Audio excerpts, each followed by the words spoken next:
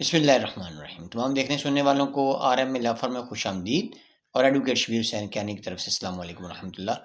آج ہمارے زیر بحث جو موضوع ہے وہ دوسری شادی کے حوالے سے ہے کہ اگر کوئی شخص جو ہے وہ دوسری شادی کرتا ہے لیکن دوسری شادی جو ہے وہ کرنے سے پہلے اپنی موجودہ بیوی جو ہوگی اس کی اجازت نہ لے اور یا ثالثی کونسل سے وہ باقاعدہ طور پر اجازت نہ لے، تو اس صورت میں وہ جو ہے حق مہر معجل اور حق مہر غیر معجل جو ہے اس کی ادائیگی کے حوالے سے وہ کتنا باؤنڈ ہے۔ تو آپ کو اس حوالے سے آگاہ کرتے چلیں کہ اعلیٰ عدالت نے اس امر کو ہولڈ کر دیا ہے کہ اگر شوہر جو ہے وہ دوسری شادی کرتا ہے اور اپنی پہلی بیوی سے اجازت نہیں لیتا